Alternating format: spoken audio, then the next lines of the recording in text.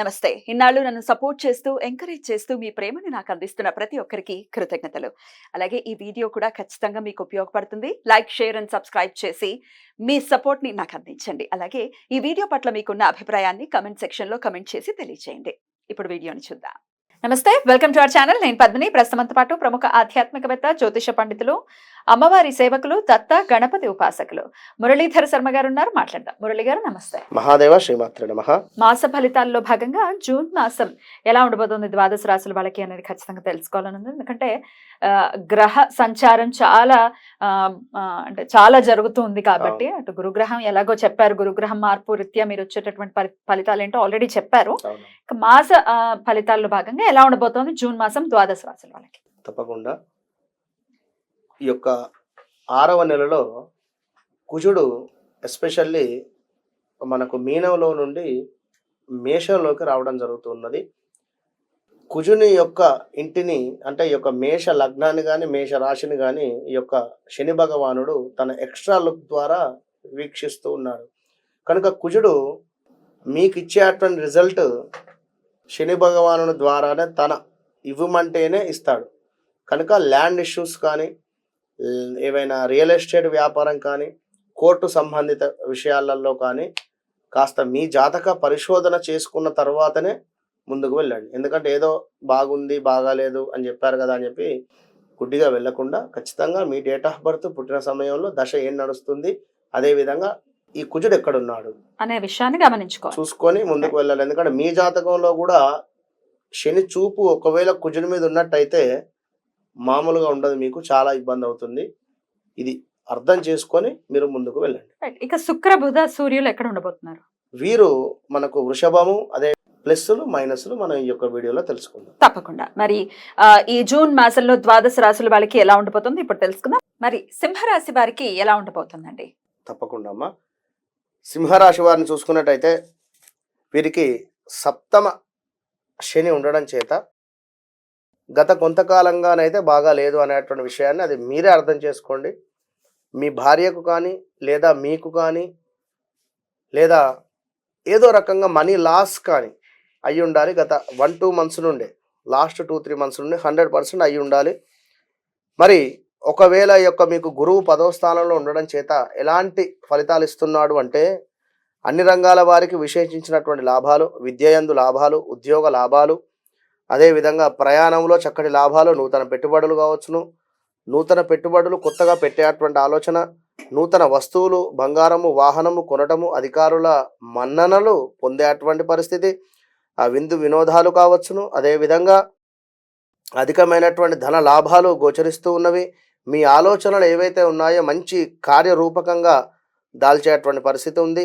అధికమైనటువంటి ధన లాభాలు, ఇక్కడ అవసరాలకు తగినంత ద్రవ్యము ఏదో ఒక రకంగా మీ వద్దకు వచ్చేటువంటి పరిస్థితి అయితే ఉంది.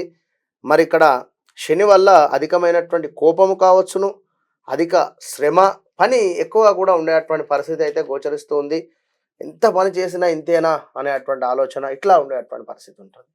అట్ ద సేమ్ టైం మరి మీకు కొన్ని గ్రహాల మూలకంగా సింహరాశి వారికి ఎట్లా ఉంది అనేటువంటి విషయాన్ని చూసుకున్నట్టయితే మరి యొక్క సింహరాశి వారికి ఎంతనైతే పుణ్యం చేసుకున్నారో ఆ యొక్క పుణ్య ఫలితం అయితే ఉండకుండా ఉండేటువంటి పరిస్థితి. 9వ స్థానంలో కుజుడు కాస్త మీరు ఎన్ని పూజలు చేసినా, ఎన్ని వ్రతాలు చేసినా, ఎన్ని హోమాలు చేసినా కూడా 9లో కుజుడు ఉంటే కాస్త ఇబ్బందికరమైనటువంటి వాతావరణం అయితే ఉంటుంది. అంటే చేసినటువంటి పుణ్యము మనకు జమ కాదు అంటారు, నిల్వ ఉండదు అని.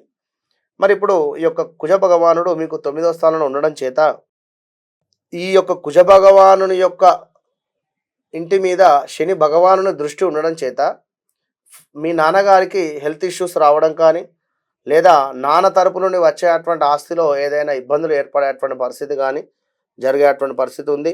వ్యవహార మాంద్యము, అధికారుల నుండి సమస్యలు, స్థానచలనము, ఆరోగ్య క్షీణత ఉన్నది.